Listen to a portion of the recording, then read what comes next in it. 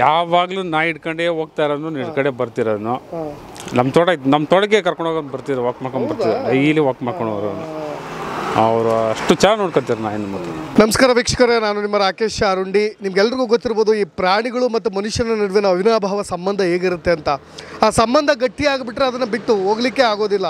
ಒಂದು ನಾಯಿ ಅಂದರೆ ನಾನು ಸಾಕಿದಂಥ ಪ್ರೀತಿಯ ಪಂಚಪ್ರಾಣದ ನಾಯಿ ಸಾಯಿತು ಅನ್ನೋ ಒಂದು ಕಾರಣಕ್ಕೆ ತನ್ನ ಜೀವವನ್ನು ಕೂಡ ಬಲಿ ಕೊಡೋದಿದೆಯಲ್ಲ, ಆ ಥರದ ಒಂದು ಘಟನೆ ಇದೇ ಬೆಂಗಳೂರಿನ ಮಾದನಾಯಕನಹಳ್ಳಿ ಸಮೀಪದ ಹೆಗ್ಗಡ ದೇವನಪುರದಲ್ಲಿ ನಡೆದಿರೋದು. ಇಡೀ ಗ್ರಾಮವೇ ಶೋಕ ಸಾಗರದಲ್ಲಿ ಮುಳುಗಿತ್ತು. ಜೊತೆಗೆ ಅಚ್ಚರಿಯಾದಂಥ ಆಘಾತಕಾರಿಯಾದಂಥ ಸುದ್ದಿ ಇದು. ನಾಯಿ ವಯೋಸಹಜ ಕಾಯಿಲೆಯಿಂದ ಬಳಲ್ತಾ ಇತ್ತು. ಅದು ಮೃತಪಟ್ಟ ಹಿನ್ನೆಲೆಯಲ್ಲಿ ಪ್ರತಿನಿತ್ಯ ಅದಕ್ಕೆ ಅಂಟುಕೊಂಡಿದ್ದಂಥ ರಾಜಶೇಖರ್ ಅನ್ನೋ ಒಬ್ಬ ಯುವಕ ತನ್ನ ಪ್ರಾಣವನ್ನು ಕೂಡ ಬಲಿ ಕೊಟ್ಟಿದ್ದಾರೆ. ಅದೇ ಗ್ರಾಮದ ಅದೇ ಬೀದಿಯ ಒಬ್ಬ ನಿವಾಸಿ ಮಲ್ಲೇಶ್ ಅವರು ಇವತ್ತು ನಮ್ಮ ಜೊತೆ ಇದ್ದಾರೆ. ಘಟನೆ ಹೇಗಾಯಿತು, ಏನಾಯಿತು, ಯಾವಾಗ ನಡೆದಿದ್ದು, ಎಷ್ಟು ಹಚ್ಕೊಂಡಿದ್ರು ಆ ನಾಯಿನ ಅನ್ನೋದನ್ನ ಕೇಳೋಣ. ಸರ್ ಹೇಳಿ, ಇದು ಈ ಮೂಕ ಪ್ರಾಣಿಗಳು ಮನುಷ್ಯನಿಗೂ ಇರೋ ಒಂದು ಸಂಬಂಧ ಅಂತಾರಲ್ಲ, ಸುಳ್ಳಾಗಲ್ಲ ನೋಡಿ. ನೀವು ಹತ್ತಿರದಿಂದ ನೋಡಿದ್ದೀರಾ? ಏನಿಲ್ಲ, ಡೈಲಿ ನೋಡ್ತಾ ಇದ್ವಲ್ಲ. ಪಾಪ ನಾಯಿಗೆ ತುಂಬ ಏಜ್ ಆಗ್ಬಿಟ್ಟಿದ್ದಾಳೆ. ಸುಮಾರು ವರ್ಷ ಸಾಕಿದ್ರು, ಚಿಕ್ಕ ಮರಿಯಿಂದ ತೊಗೊಂಬಂದಿದ್ರು ಅವರು. ಅವ್ರ ಮನೆಗೆಲ್ಲ ಅದೇ ಥರ ಚೆನ್ನಾಗಿ ನೋಡ್ಕೊಂಡಿದ್ರು. ನಾವು ಡೈಲಿ ನೋಡ್ತಾ ಇರ್ತಿದ್ದೋ.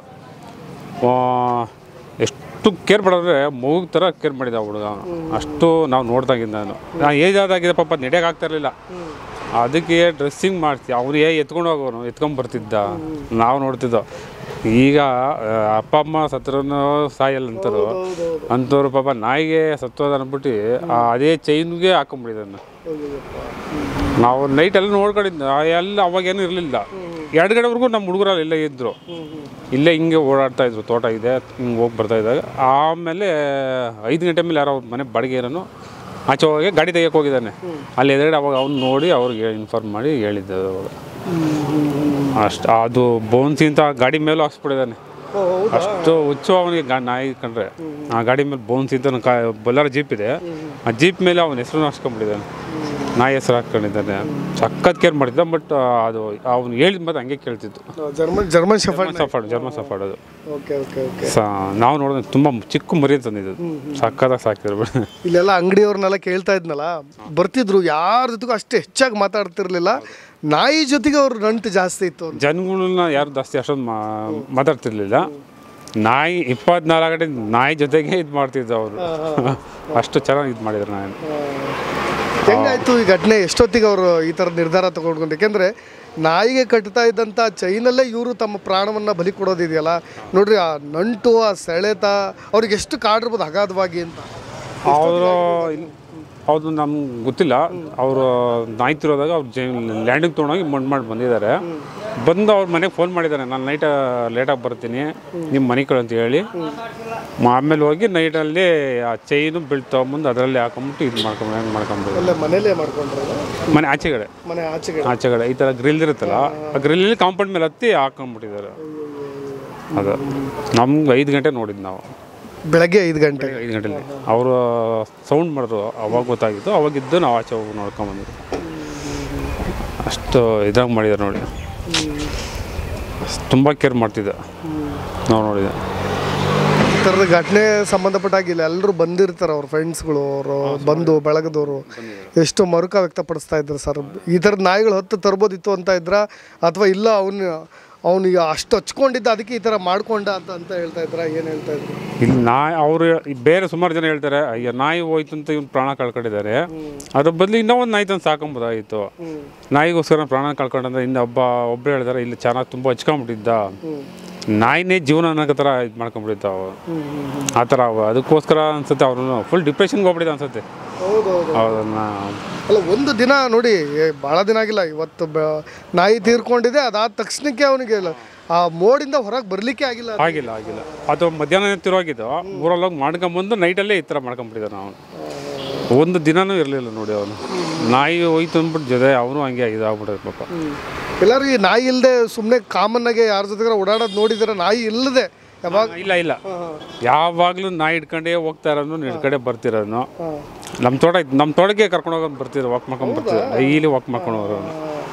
ಅವರು ಅಷ್ಟು ಚೆನ್ನಾಗಿ ನೋಡ್ಕೊತಾರೆ ನಾಯಿನ. ಮತ್ತು ಮನುಷ್ಯರು ಅಷ್ಟು ನೋಡ್ಕೊಂಡಲ್ಲ ಬಿಡಿ. ಅವರು ಅಷ್ಟು ಥರ ನೋಡ್ಕೊಂಡಿದ್ದಾರೆ ನಾಯಿನ.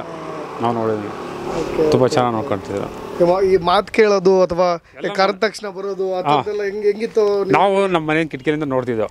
ಆ ಕರಿಯನು ಇಲ್ಲಿ ಬೈಲ್ ಕುತ್ಕೋ ಅನ್ನೋನು, ಜೀಪ್ ಹೊತ್ತು ಅನ್ನೋನು. ಅದಕ್ಕೆ ರ್ಯಾಂಪ್ ಮಾಡಿಸ್ಬಿಟ್ಟಿದ್ದ ಹೊತ್ತಕ್ಕೆ ನಡೆಯೋಕ್ಕಾಗ್ದಿರ ಏಜ್ ಆಗಿತ್ತಲ್ಲ, ಆ ಜೀಪಲ್ಲಿಗೆ ಇದು ಮಾಡ್ತಿದ್ದ, ರ್ಯಾಂಪ್ ಥರ ಮಾಡ್ತಿದ್ದ. ವಯಸ್ಸು ಆ ಥರ ಮಾಡ್ತಿದ್ದ. ಅಷ್ಟು ಇದ್ದವರು ಯಾರು ಅಷ್ಟು ಮಾಡ್ಸಿರಲ್ಲ ಬಿಡಿ, ಆ ಥರ ಮಾಡ್ಸಿದ್ದ ಅವರು ಹುಡುಗರು. ನಾವು ನೋಡಿದಂಗೆ ಅಷ್ಟು ಚೆನ್ನಾಗಿ ಮಾಡ್ತಿದ್ರು, ಚೆನ್ನಾಗಿ ಸಾಕಿದ್ದಾರೆ ನಾಯಿ ಮಾತ್ರ. ನಾವು ಎಷ್ಟು ನೋಡಿದ್ದೀವಿ, ಇವರಷ್ಟು ನಾಯಿ ಹುಚ್ಚು ಯಾರಿಲ್ಲ ಅನ್ಸುತ್ತೆ. ಅಷ್ಟು ಹಿಡಿದೇ ಇದು ಮಾಡ್ಕೊಂಡಿದ್ರು, ಸಾಕಿದ್ರು. ನಿಮಗೆ ಎಷ್ಟು ಬೇಜಾರು ಸರ್ ಘಟನೆ? ಇಲ್ಲ, ನಮ್ಗೆ ಒಂಥರ ಶಾಕ್ ಆದಂಗೆ ಆಗೋಯ್ತು. ಅಥವಾ ನಾಯಿ ಏನೋ ಇದಾಯಿತು ಅಂತ ಇವ್ರ ಪಾಪ ಯಾಕೆ ಈ ಥರ ಇದು ಮಾಡ್ಕೊಂಡ್ರು ಅಂತ ನಮಗೆ ಒಂಥರ ಫೀಲಿಂಗ್ ಆಗೋಯ್ತು. ಬಟ್ ಆದರೆ ನಾಯಿಗೆ ನಿಯತ್ತು ಜಾಸ್ತಿ. ಒಂದ್ಸರಿ ಅದನ್ನು ಅದ್ರ ಜೊತೆ ಬಾಂಡಿಂಗ್ ಬೆಳೆದು ಬಿಟ್ರೆ ಅದು ತಪ್ಪಿಸ್ಕೊಳ್ಳೋಕ್ಕಾಗಲ್ಲ. ಭಾಳ ಜನ ಶ್ವಾನ ಪ್ರೇಮಿಗಳಿದ್ದಾರೆ, ಮನೆಯಲ್ಲಿ ಈ ಥರ ನಾಯಿ ಸಾಕಿರ್ತಾರೆ. ಆ ಬಂಧನದ ಬಗ್ಗೆ ಏನು ಹೇಳ್ತೀರಾ ಸರ್? ಹೌದು, ತುಂಬ ಇದೆ. ಇಲ್ಲ, ನಮ್ಮ ಅಣ್ಣರ ಮನೆಗಿದೆ, ನಮ್ಮ ಮನೆ ಪಕ್ಕದಲ್ಲೇ ಇದೆ. ಅದೂ ಅಷ್ಟೇ, ನಮ್ಮ ಅತ್ತಿಗೆ ತೀರ್ಕೊಂಡಾಗ ಅವ್ರು ತಂದಿದ್ದು ಅವಾಗ ನಮ್ಮ ಅತ್ತಿಗೆ ತೀರ್ಕೊಂಡ್ರು. ಬಟ್ ಈಗ ನಮ್ಮ ಮನೇಲಿ ಇದೆ. ಯಾರೇ ಹೋದ್ರೂ ಸೀರೆ ಹಿಡಿದು ಇಲ್ಲ ಬಟ್ಟೆ ಎಳ್ಕೊಂಬಂದು ಕುಡಿಸುತ್ತೆ, ಸೋಫಾ ಮೇಲೆ ಕುಡಿಸೋದು, ಅದು ಕುಂತ್ಕೊಂತ ಕುಡಿಸುತ್ತೆ. ನಮ್ಮ ಮನೆಗಿದೆ ನಾಯಿಗಳು, ಅಷ್ಟು ಇದಿದೆ. ನಮಗೊಂಥರ ತುಂಬ ಫೀಲಿಂಗ್ ಆಗೋಯ್ತು ಅವ್ರು ನೋಡ್ಬಿಟ್ಟು ಅವ್ರಿಗೆ. ಹೌದು, ದಿನ ನೋಡ್ತಿದ್ದೋ, ಬಟ್ ಮಾತಾಡ್ಸ್ತಿರ್ಲಿಲ್ಲ. ನಾಯಿ ನೋಡಿ ನಾವು ಡೈಲಿ ಮಾತಾಡ್ಕೊತಿದ್ದೆವು ನಮ್ಮ ಮನೆಗಳಲ್ಲಿ. ಎಷ್ಟು ನಾಯಿದು ಹುಚ್ಚಿಡು ಬಿಡೋದು ಇನ್ಕೊಂಬಿಡೆವು, ಅಷ್ಟು ಇದ್ರಾಗಿತ್ತು ಸರ್. ಗ್ರಾಮ ಪಂಚಾಯತಿ ಮೆಂಬರ್ ಇದ್ದೀರಿ.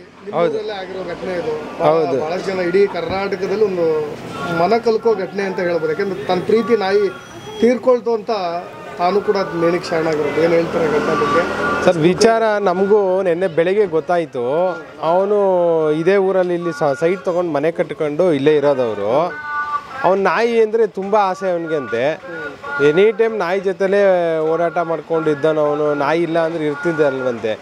ಅದು ಆಕಸ್ಮಿಕವಾಗಿ ಅದು ಮೊನ್ನೆ ನಾಯಿ ತೀರ್ಕೊಂಬಿಟ್ಟಿದೆ. ತೀರ್ಕೊಂಡಾದ್ಮೇಲೆ ಅದನ್ನು ತೊಗೊಂಡೋಗಿ ಮಣ್ಣು ಮಾಡಿ ಬಂದು ಮನೇಲೇ ಇದ್ದಾನೆ. ಮನೇಲಿ ಏನು ಮಾಡಿದ್ದಾನೆ, ಅವ್ರ ಅಮ್ಮರಿಗೆ ನಾನು ಬರೋದು ಲೇಟ್ ಆಗುತ್ತೆ, ನೀವು ಹೊರಗಡೆ ಮನೆ ಕಳಿ ಅಂತ ಹೇಳ್ಬಿಟ್ಟು ಎಲ್ಲ ಹೋಗಿದ್ದಾನೆ. ಆ್ಯಕ್ಚುಲಿ ಅವ್ನು ಬಂದು ಬೆಳಗಿನ ಜಾವ ಅವರ ತಾಯಿ ಎದ್ದು ಬಾಗಿಲು ತೆಗೆದು ನೋಡೋ ಅಷ್ಟೊತ್ತಿಗೆ ಅದೇ ನಾಯಿ ಚೈನ್ಗೆ ಹ್ಯಾಂಗಿಂಗ್ ಮಾಡ್ಕೊಂಬಿಟ್ಟಿದ್ದಾನೆ. ನಮಗೆ ಈ ವಿಚಾರ ಗೊತ್ತಾದ್ಮೇಲೆ ನಮಗೂ ತುಂಬ ಬೇಸರ ಆಯಿತು. ಜನ ನಾಯಿ ಅಂದರೆ ಎಷ್ಟು ಆಸೆ ಪಡ್ತಾ ಇದ್ದಾರೆ. ಆ ನಾಯಿನೇ ಅವನು ಪ್ರಪಂಚ ಅಂದ್ಕೊಂಡ್ಬಿಟ್ಟಿದ್ದಾನೆ. ಹೊರಗಡೆ ಪ್ರಪಂಚಕ್ಕೆ ಯಾರಿಗೂ ಅಷ್ಟೊಂದು ಅವನು ಹೊರಗಡೆ ಎಲ್ಲೂ ಬರ್ತಾ ಇರಲಿಲ್ಲ, ಓಡಾಡ್ತಿರ್ಲಿಲ್ಲ, ಯಾರ ಜೊತೆನೂ ಅಷ್ಟೊಂದು ಸಂಪರ್ಕ ಇಟ್ಕೊಂಡಿರಲಿಲ್ಲ ಅವನು. ಅವನೇನಿದ್ರು ನಾಯಿ, ಪ್ರತಿದಿನ ನಾಯಿನ ಕರ್ಕೊಂಡು ಹೋಗೋದು, ಕರ್ಕೊಂಬರೋದು ಅಷ್ಟೇ ನಾವು ನೋಡ್ತಿದ್ದಿದ್ದು ಅವನ್ನ. ಯಾರು ಹೊರಗಡೆ ಪ್ರಪಂಚದಲ್ಲಿ ಅವನೇನು ಅಷ್ಟೊಂದು ಬರ್ತಾನೂ ಇರಲಿಲ್ಲ, ಮಾತಾಡ್ತಾನೂ ಇರಲಿಲ್ಲ. ಅವನು ಆ ನಾಯಿ ತೀರ್ಕೊಂಡಿರೋದ್ರಿಂದ ಅವನು ಪ್ರಪಂಚ ಇಷ್ಟೇ ಅಂದ್ಕೊಂಡ್ಬಿಟ್ಟಿದ್ದಾನೆ ಅವನು. ಆ ನಾಯಿಯೇ ಅವನಿಗೆ ಜೀವನ ಆಗ್ಬಿಟ್ಟೈತೆ. ಆ ನಾಯಿ ಇಲ್ದಿದ್ದ ಜೀವನ ನನಗೆ ಯಾಕೆ ಅಂತಂದ್ಬಿಟ್ಟು ಅವನು ಸೂಸೈಡ್ ಮಾಡ್ಕೊಂಡ್ಬಿಟ್ಟಿದ್ದಾನೆ. ಈ ವಿಚಾರ ಗೊತ್ತಾದ್ಮೇಲೆ ನಮಗೆಲ್ಲ ತುಂಬ ಬೇಜಾರಾಯಿತು. ನೆನ್ನೆ ಎಲ್ಲ ಬಂದು ತೊಗೊಂಡೋಗಿ ಎಲ್ಲ ಬರ್ನ್ ಮಾಡಿ ಬಂದರು. ವಿಚಾರ ಅಷ್ಟಿದೆ. ನೋಡಿ ವೀಕ್ಷಕರು, ನಾನು ಹೇಳದ್ನಲ್ಲ, ಈ ನಾಯಿಗಳು ತಮ್ಮ ಪ್ರೀತಿಯನ್ನು ವ್ಯಕ್ತಪಡಿಸೋ ರೀತಿ ಆಗಿರ್ಬೋದು. ಆದರೂ ಒಂದು ಸರಿ ನಂಬಿದರೆ ಅಥವಾ ಒಂದು ಸರಿ ಹಚ್ಕೊಂಡಿದೆಯಲ್ಲ, ಅದು ಮನುಷ್ಯನ ಮೇಲಿನ ಸೆಳೆತ, ಅಗಾಧವಾದ ಪ್ರೀತಿ, ಪ್ರೇಮ, ಅದು ಈ ಕಳ್ಳಬಳ್ಳಿಯ ಸಂಬಂಧಕ್ಕಿಂತಲೂ ಮಿಗಿಲಾದದ್ದು ಅನ್ನೋದಕ್ಕೆ ಇದೇ ಸಾಕ್ಷಿ. ರಾಜಶೇಖರ್ ಅನ್ನೋ ಒಬ್ಬ ಸ್ಥಳೀಯ ಯುವಕ ಮಾರ್ಕೆಟಿಂಗ್ನಲ್ಲಿ ಕೆಲಸ ಮಾಡ್ಕೊಂಡಿದ್ರು, ಆರಾಮಾಗಿದ್ದರು. ಆದರೆ ನಾಯಿ, ಜರ್ಮನ್ ಶೆಫರ್ಡ್ ಅಂತ ನಾಯಿ ಅವ್ರನ್ನ ಎಷ್ಟು ಅಗಾಧವಾಗಿ ಗಾಢವಾಗಿ ಸೆಳ್ತಾ ಹೊಂದಿತ್ತು ಅನ್ನೋದಕ್ಕೆ ಇದೇ ಸಾಕ್ಷಿ. ಅದು ಸಾಯಿತು ಅನ್ನೋ ಒಂದೇ ಒಂದು ಕಾರಣಕ್ಕೆ ತನ್ನ ಪ್ರಾಣವನ್ನು ಕೂಡ ಬಲಿ ಕೊಟ್ಟರು. ಆದರೆ ಈ ಥರ ಯಾರು ಕೂಡ ಮಾಡ್ಕೊಳ್ಬೇಡಿ, ತಮ್ಮ ಒಂದು ಅಮೂಲ್ಯವಾದ ಜೀವನ ಕೂಡ ಕಳ್ಕೋಬೇಡಿ ಅಂತ ಹೇಳ್ತಾ, ಇದೇ ರೀತಿಯಾದಂಥ ಇನ್ನಷ್ಟು ವಿಷಯಗಳೊಂದಿಗೆ ಮತ್ತೆ ಬರ್ತೀನಿ. ನಾನು ರಾಕೇಶ್ ಆರುಂಡಿ. ಧನ್ಯವಾದ.